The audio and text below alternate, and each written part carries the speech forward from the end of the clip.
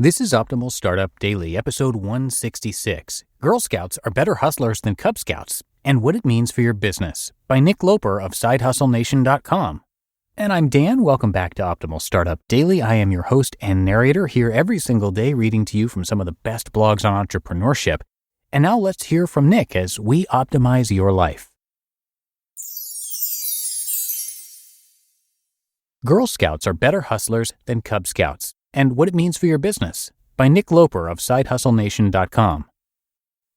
Like I've mentioned, I've got a soft spot for cold callers and a warm place in my heart for Cub Scouts and Boy Scouts.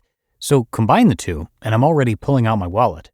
Scouting was good to me, and actually one of my earliest businesses was selling candy at summer camp. So the other night, our neighbor's grandson came by in his Cub Scout uniform, almost too shy to even speak, to sell some popcorn products as a fundraiser. Happy to support, we ended up with a $20 bag of caramel corn. I had a little bit of sticker shock, but figured it was a small price to pay to support our neighbor and the Scouts. The whole thing got me thinking about how the Girl Scouts are a million times better at this fundraising hustle, and it's not like their model is a huge secret. The boys can learn a thing or two from their peers. Here's my advice for the Cub Scouts and how the concept applies to your side hustle. Too much transparency can be a bad thing. In this case, the package says 70% goes to local scouting.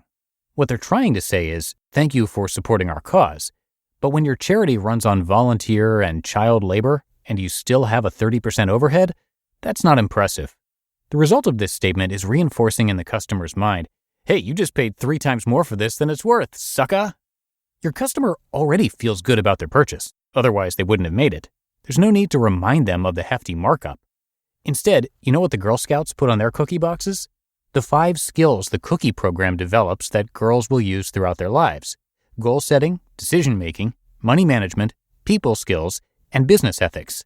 Boom! Delicious cookies and helping young women learn 5 important life skills. Better messaging, right? But your side hustle probably can't rely on cause marketing. So what's the takeaway? To focus on the benefit during and after the sale, not the price. Can you imagine in your customer messaging, thank you for your order. 70% of your purchase today is going directly to my bottom line. Okay. They don't care what your margins are like, only about the value they get from doing business with you. Simplify the menu. When we were presented with our options, we were handed a 2-sided fold-out brochure with at least a dozen different choices, all with different price points. And yes, they all said the pass-through dollar amount as well, further complicating the menu.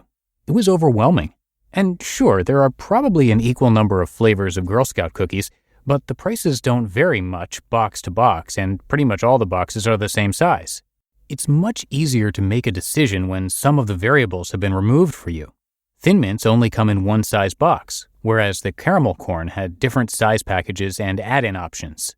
For side hustlers, we're seeing the power of the shrinking menu in the rise of productized service businesses, in specialized freelancing, and in single-use apps. Offer some lower-tier price options. The least expensive thing I spotted on the menu was $10, and normally I'd be all about going for the higher price points. But think about it from the customer perspective. If the average order is going to be $20 regardless, I'm a much happier customer walking away with 4 or 5 boxes of Girl Scout cookies, Samoa's baby, than I am with 1 bag of caramel corn. There's more perceived value because I got more stuff. The simplified menu and lower price points encourage sampling, multiples, and may even result in higher average order values as people are encouraged to add just 1 more box because it's not that much more money. In my painting business, I remember taking on some smaller jobs like decks, trim, pressure washing, etc., because it would give me an in into a neighborhood. If we did an awesome job, maybe we could plant a yard sign out front, score a reference letter, or even earn a referral. Make it a thing. This one is hard to explain, but Girl Scout cookies are definitely a thing. Cub Scout caramel corn, not a thing. My take? If I was going to insist on selling food as a fundraiser, I'd try and sell something scouting or outdoor related. Trail mix, beef jerky, s'mores? But it doesn't have to be food at all. How about some emergency preparedness kits or a service? Our troop collected people's Christmas trees the first week of January. People actually look forward to Girl Scout cookie season. That's how powerful a thing it is. That's the kind of pull you need behind your brand to make a successful fundraiser year after year. The Girl Scouts have managed to turn a commodity product, cookies, into a thing, which isn't easy to do. Think of that in terms of your side hustle. Are you positioning yourself as the only reasonable choice for the product or service you offer? After all, the Girl Scouts have a monopoly on Girl Scout cookies, just like you should aim to have a monopoly on your service in the eyes of your customers. There's no one else who can get the job done like you.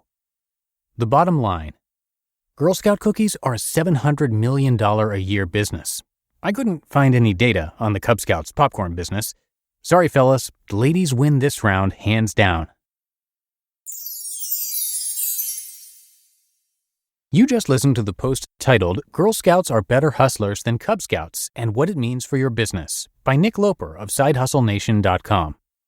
So after years of fine print contracts and getting ripped off by big wireless providers, if we've learned anything, it's that there's always a catch.